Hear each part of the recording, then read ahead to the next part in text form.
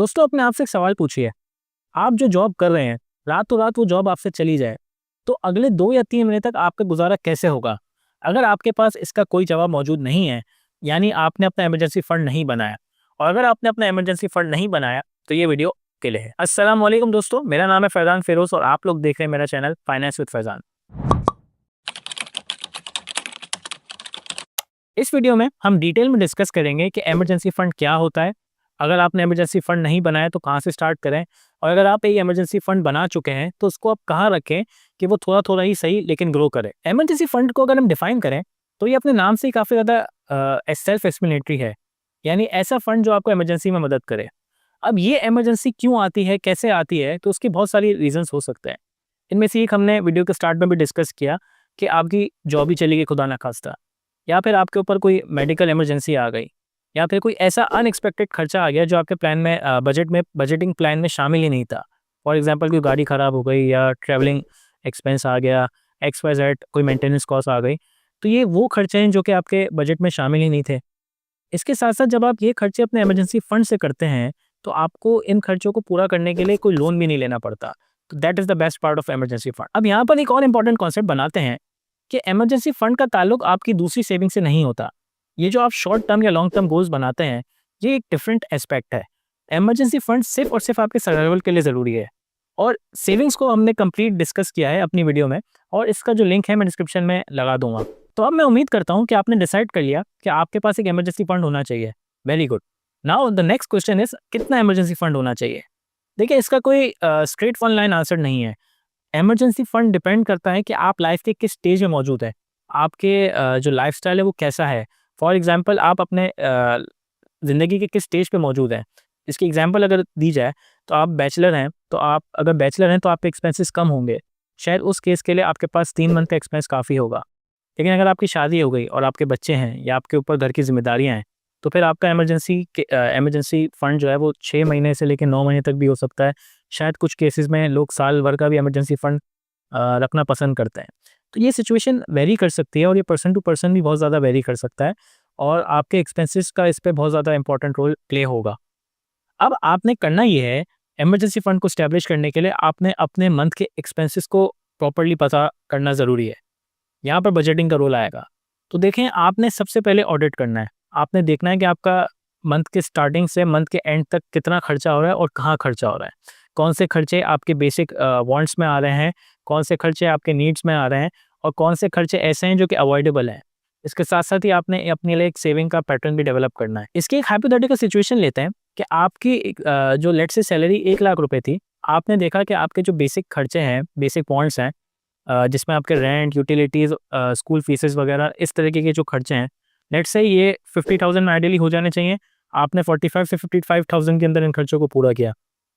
Next आपके जो lifestyle से रिलेटेड एक्सपेंसेस हो सकते हैं, वो आपने 25 टू 30,000 में किया, और जो रिमेनिंग 15-20,000 रुपीज़ आपके पास बचते हैं, उसको आपने सेव किया। अब ये जो 80,000 रुपए का आप खर्चा कर रहे हैं, या 85,000 का आप खर्चा कर रहे हैं, या 75,000 का आपका जो खर्चा हो रहा है, उस अमाउंट को मल्टीप्लाई करें 3 से, 6 से, 12 से, whatever the number may be, जो आपके लिए जिसको जिसको जो नंबर आपके लिए कंफर्टेबल हो, आप उससे मल्टीप्लाई करें, और अपने ये एक जर्नी प्लान करें कि आप उस नंबर तक कैसे पहुंच सकते हैं।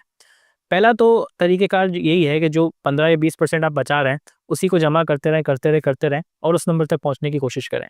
फॉर एग्ज़ाम्पल, अगर अपने लिए नंबर दोबारा से उसी पे जाएँ, 80,000 हमारा एक्सपेंस है, इसका 3 महीने का इमरजेंसी फंड तकरीबन 2,40,000 होता है, और 20,000 हम अपने एक्सपेंस के अंदर से बचा रहे हैं, सेविंग कर रहे हैं।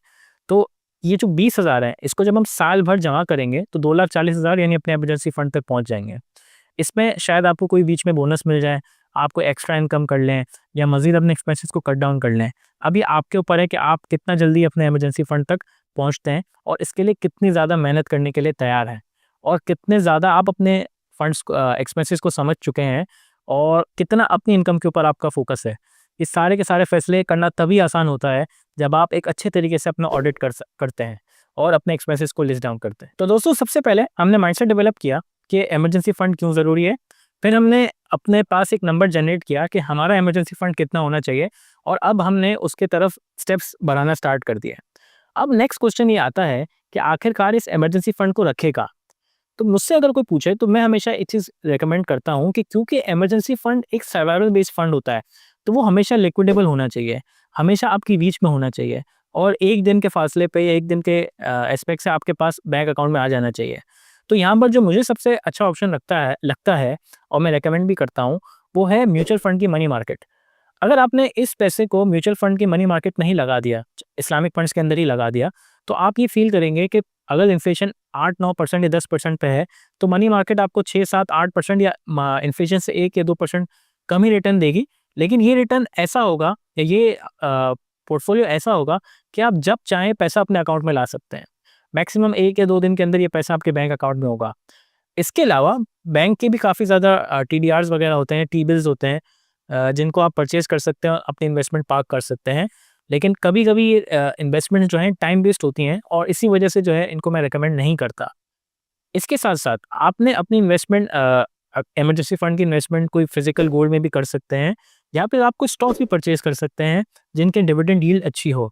लेकिन वन्स अगेन स्टॉक्स परचेज़ करना काफ़ी ज़्यादा रिस्की हो सकता है और माइट बी पॉसिबल जब आपको इस इमरजेंसी फंड की रिक्वायरमेंट हो, आपके शेयर्स के प्राइसेस इस वक़्त इतने डाउन हो चुके हैं कि आप उनको बेच नहीं सकते। तो इसी वजह से आपने सबसे पहला काम ये करना है कि जो भी ऑप्शन आप सिलेक्ट करें, that should be a safe investment. Returns matter नहीं करते हैं इमरजेंसी फंड के ऊपर, दैट विल बी रिटर्न्स जो है मैटर करेंगे आपके दूसरी सेविंग्स और दूसरी इन्वेस्टमेंट के ऊपर।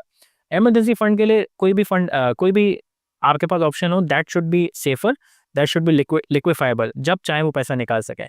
तो ऐसे जितने भी ऑप्शन आपके सामने आ सकते हैं, आप वहाँ पे अपनी इन्वेस्टमेंट को रख सकते हैं। तो अगर आप हमारे साथ वीडियो में यहाँ तक जुड़े हुए हैं, तो आपके ज़हन में ये बात तो पक्की हो गई होगी कि आपको कितनी नीड है इमरजेंसी फंड के लिए और वो पैसा आपने रखना कहाँ पे है। और अगर आपने सेविंग स्टार्ट नहीं की, तो सेविंग्स स्टार्ट कैसे की जा सकती है, जिसके लिए हम फिर से ये बात कहते हैं कि budgeting is very, very important. Audit करना है आपने, आपने देखना है कि आपके खर्चे कहाँ हो रहे हैं, कैसे हो रहे हैं, उन खर्चों को किस तरीके से रिड्यूस किया जा सकता है और कैसे अगर आप ज़ीरो सेविंग्स पे हैं, तो एक सेविंग की अमाउंट निकाली जा सकती है। और फिर आपके पास ये डेटा भी मौजूद होगा कि अगर फॉर द टाइम बिंग आप बिल्कुल ही ऐसी सिचुएशन में हैं कि सेविंग हो ही नहीं पा रही, नहीं कर पा रहे किसी भी वजह से और उसकी वजह यही होगी कि आपकी इनकम इतनी ज़्यादा नहीं है, तो अब आपको एक हायर इनकम की तरफ जाना है। उसके लिए आपने जॉब शिफ्ट करनी है, एक्स्ट्रा स्किल्स हासिल करनी है, कुछ भी करना है, आपके लिए वो डिसीजन लेना भी आसान हो जाएगा। तो सेविंग्स को स्टार्ट करना है, ऑडिट करना है और अपने लिए एक इमरजेंसी फंड को क्रिएट करना है।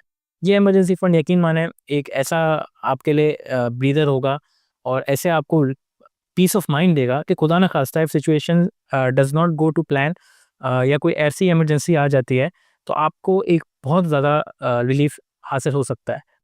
इस पीस ऑफ माइंड की ही गेम है दोस्तों। और अगर आपके पास ये पीस ऑफ माइंड है, तो आप अपने जो दूसरे इन्वेस्टमेंट डिसीजन है, उसको बेहतर तरीके से भी ले पाएँगे। तो अगर आपको ये वीडियो पसंद आई है, तो इस वीडियो को ज़रूर सब्सक्राइब करें और अगर आपके पास कोई ऐसा तरीक़ेकार है, जहाँ पे हम अपने इमरजेंसी फंड को रख सकते हैं, तो हमें भी कमेंट सेक्शन में ज़रूर बताइएगा। इसके साथ-साथ अगर आप इमरजेंसी फंड डेवलप कर चुके हैं और उसको किस तरीके से यूटिलाइज़ करते हैं, इसको भी हमें कमेंट सेक्शन में बताएँ ताकि हम भी उससे लेसन हासिल कर सकें। ये वीडियो अगर आपको पसंद आई है तो इसे लाइक करें और अगर मेरे किसी भी कॉन्सेप्ट से आप इत्तेफ़ाक नहीं करते या आपको वीडियो पसंद नहीं आई, तो आप इसको डिसलाइक भी कर सकते हैं और हमें कमेंट सेक्शन में बता सकते हैं।